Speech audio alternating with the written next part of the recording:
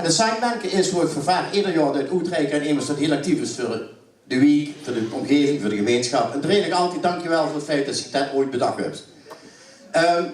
Het is in ieder geval zo dat ieder jaar ook een mensen geven die wat vaak heel erg op de achtergrond blijven en dan niet echt heel oproepen wat ze allemaal doen. Ander jaren schrijven dat zijn mensen die van iedere witte die heel hard werken. Maar dat hoort ook zo. Het gaat met het feit dat voor mensen van ons kapel een klein stukje waardering geven. En een stukje waardering dat we voor dit keer bedacht hebben, en dat ook niet bedacht, maar ook als bestuur gemeente we dat moeten doen, is een immers wat ook al heel lang actief is.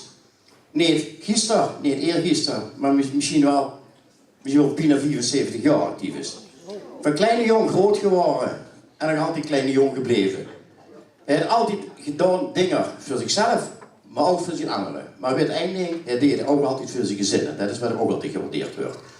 En zo'n man die heeft ook het voor de kapel gedaan vroeger. De stichting heeft erin gezet, dat is ook die stichting Geef om de kapel. Daar zat hij in. Dat zat ook met heel veel andere mensen en andere verenigingen en andere stichtingen. Is ook prins geweest, die kijken dus in de kapel. Maar hij heeft in ieder geval één ding nooit nagelaten, is zichzelf te blijven. En als immers Veer moet toch eindelijk eens na al die jaren gaat terug opgespeld wat er zelf met 400 jaar voorzitters hier overal het verdiend dat bedacht 3 en voor dit jaar gemeente om dit jaar het Seinmenke op te spelen. Super, fijn dat je er was. Goed, dan kun je zaken de deur toe. Ik kost er een half uur 3 kwartier door wat de man allemaal gedaan heeft. Maar dan, ja, dan wordt er zelf ook niet altijd even blijven. Dan weet het zelf wel, iedereen weet het. En daarom, er is super dat ze er best jong. En nogmaals, doe dat eentje weg.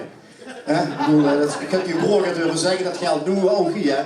En we zouden een Seinmenke krijgen of we kunnen gewoon zijn de Kees voor het. Ja. En dat verdient in Brugge, het Gulden Vlies, zo dat ook weer. In Brugge, die jongens zijn. Oh, die Brugge was internationaal, hoe zeg je dat, het Gulden Vlies? Dus dat wist ik ook wel. Goed. Kijk, nou, ik heb Julia bij me staan erin. En Julia, dat komt ook nu dicht toe. En dat is helemaal specialiste in het opspelden. Dit. Alleen opspelden, ja. Maar dames en heren, Dre heeft het zelf ooit bedacht om een attentie te ontwikkelen voor een vrijwilliger in de week. Dus nou, dat is toch zo. Wacht even, niemand hoeft dat te zien. Ja, oké, ga. Dre, daar hadden ze je mooi te pakken vanmiddag. Hè? Dat mag je wel zeggen. Ik stond op het punt om naar Max Verstappen te kijken. En dan komen ze normaal gesproken niet aan, maar omdat mijn kleinzoon hier in die fanfare speelt. Zei je, oh, opa, je moet zo een keer komen kijken. Concert, mooi koor erbij. Ik zei, nou ja, ik had al eerst maar nee gezegd. Tegen mijn vrouw zo, ja, ik wil ook graag een keertje mee. En zijn we natuurlijk ook verplicht naar die jongen toe. Ja, je kent dat wel, hè. Dus je wordt weggelokt. En ja, het is toch wel mooi dat dan 4 voorzitters in een rij bij elkaar zitten. En ik voelde eigenlijk al bij de 3e, 4e nummer, ik denk, dat we toch niet hier naartoe gelokt hebben. Hè? Ja, hoe vaak denk je dat ik het zelf heb moeten doen op die manier? Hè? Maar het was evengoed een geweldige verrassing. Want ik bedacht dat speltje ooit een keer, zoals ik al zei, omdat iemand geen koninklijke onderscheiding kreeg, die eigenlijk wel dik verdiend had. Toen dacht ik, dat kun je die man toch niet aandoen. Hè? En toen bedachten wij het Zandmannetje in de 90 jaren. Toen was ik hier voorzitter. En dus elk jaar is dat ding teruggekomen. Hè? En elk jaar keek ik er met heel veel plezier naar. Dat het, wat je ooit zelf een keer bedacht hebt, dat het nog steeds in leven was. En nu ben je dan pak een beetje 40 jaar verder. En dan komt het mij toe. Hè? En dan, ja, dan denk ik, op het moment dat ik het toch allemaal al een beetje emotioneel moet meemaken. De een wil een boek maken, dat bijna af is. De ander komt met zo'n speltje. En laat het toeval zijn dat ik deze week toevallig een van mijn voorgangers, Yvonne, heb geïnterviewd als vrijwilliger van de week. Maar die ook een hele hoop in haar rugzak heeft als vrijwilliger. En ja, toevallen bestaan niet meer, zou je bijna zeggen. En dan is dit echt, want ik wist hier echt helemaal niks vanaf. En zo naïef als ik ben, ik trapte er ook nog zo reëel in. Hè. Maar ja, het feestje was natuurlijk niet zo leuk geweest als ik thuis wil blijven zitten naar Max Verstappen kijken. Want ja, dit is natuurlijk ook heel bijzonder. Hè. Het is een mooie speld. Het Seinmenke hebben we er toen bedacht, hè, aan die kapel, aan het zand. En ja, en dan denk je, ja, ik sta in een mooi rijtje, dat weet ik zeker. Ja, wat mij opviel, Dree, dat als je hier vanmiddag binnenkomt, gewoon ook weer zo'n mooie gemeenschap. Ja, die geweldsgemeenschap is gewoon een geweldige gemeenschap. Ik werd hier prins in 80 en ik was hier graag natuurlijk ook gebleven. Maar toen kwamen ze mij vanuit het veld, waar daar had ik mijn zaak toen, of ik daar wilde zijn. Dan gingen die van de kapel, gingen mij daar installeren. En ik heb hier van zoveel dingen meegemaakt. We hebben de levende kerststal gedaan met de hele gemeenschap. Iedere statie hier in dat park, ik noem maar even het park, daar stond iemand. Het waren Coelbertus, de Fanfare, de biljartclub. Maar iedereen die ook maar aan de Kapelsbuurt overlag, iedereen had daar een stand. En we bouwden daar in Bethlehem.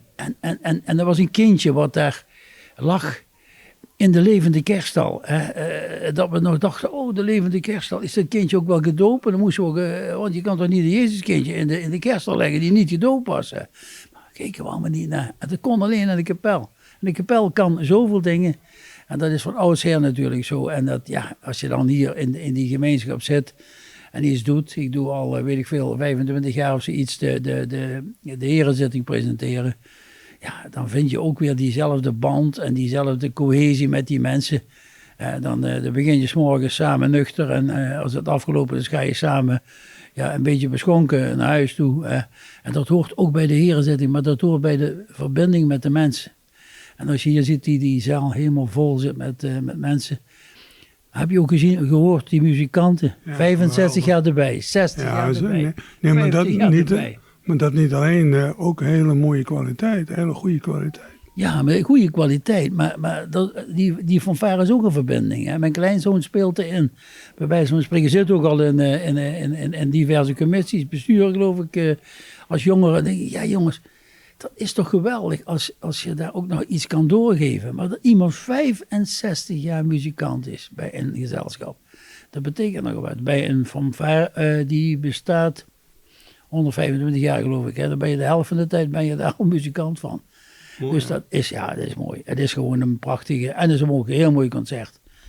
Van harte proficiat, Dree. Je hebt het hartstikke verdiend. Ja, dat zeggen anderen. Hè. Ik doe het graag. Ik doe graag iets voor de gemeenschap. En als dat ook nog beloond wordt, maar ik beloon liever andere mensen voor dingen. Daar ben ik weken onderweg. Hè. En dit keer was je zelf de Sjaak. Ja, ik was zelf. Ja. Hoe kun je het beter uitdrukken? Ik was zelf de Sjaak. Dankjewel. Ja, ik ben een sidebankje. Laat gaan.